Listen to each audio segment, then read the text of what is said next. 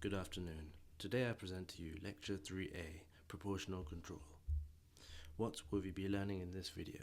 Today we will learn what is proportional control, how to use it, and the goods and the bads of proportional control.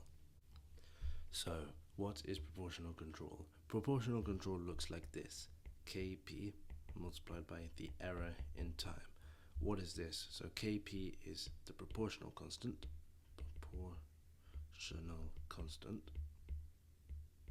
or parameter. Et is the error at a specific point in time.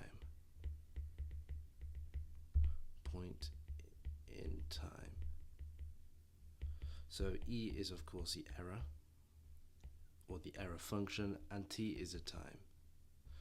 So what does all of this mean? So let's take an example. Let's remove all these markings. Orange is good. So if we take our heater example, if our set point is 30 degrees, which I'll draw in blue, remember our set point is what we want the heater to heat up to, and then our actual temperature over time looks like this, and that's our current time, the temperature right now. And this point here is 25 degrees. Imagine that's 25 degrees Celsius. Well, this is our error here.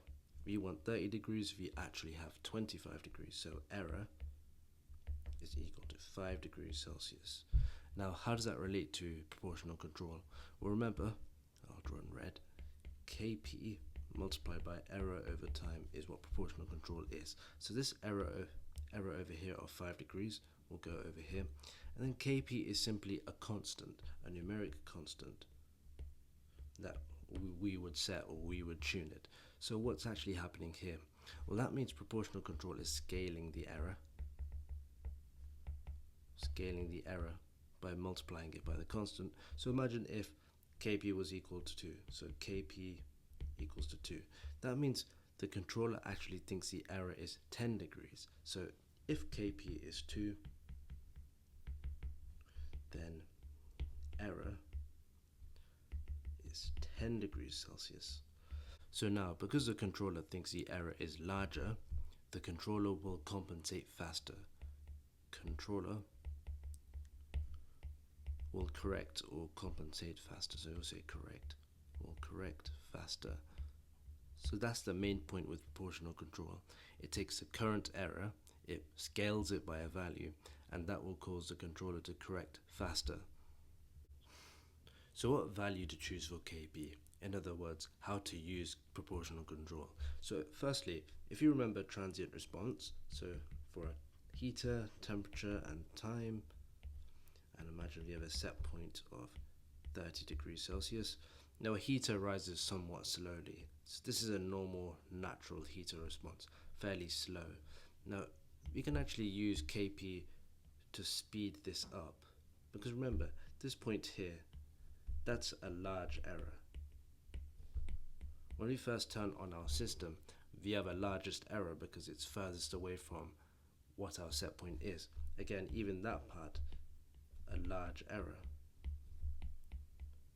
So we can use Kp to speed up how fast our system rises. In other terms, the rise time is faster. So make Kp large.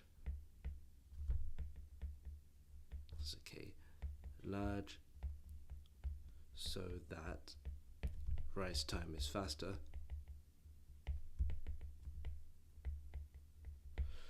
But at the same time, if Kp is too large, we will actually overcompensate. So I'll draw that. If Kp is massive, what will happen is you'll rise really fast, but then you'll overshoot. Remember, if you decrease the rise time so much, you will actually overshoot, and then that's an overshoot.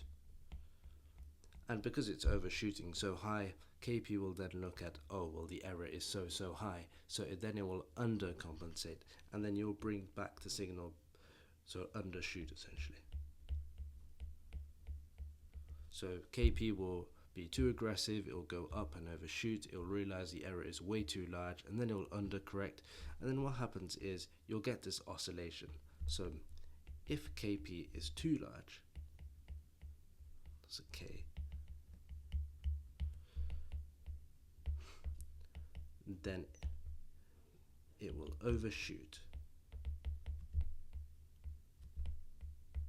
and oscillate. So that's a key point. Make Kp large enough so that the rise time is faster, or make Kp large enough so that you correct faster. But don't make Kp too large, or else you will overshoot and you'll probably oscillate and the system will generally be unstable. So what are the goods about proportional control? Well, firstly, it helps us correct faster.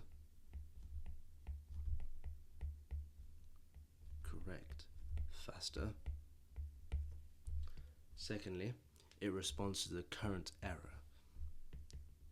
It responds to the current error, which then means we correct faster. Kp is the easiest to tune. It is easy to tune. And then finally, it's the least computationally expensive parameter. So least computationally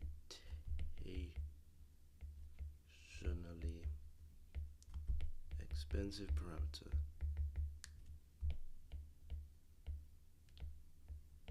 And then the bads of proportional control, which is overcompensation.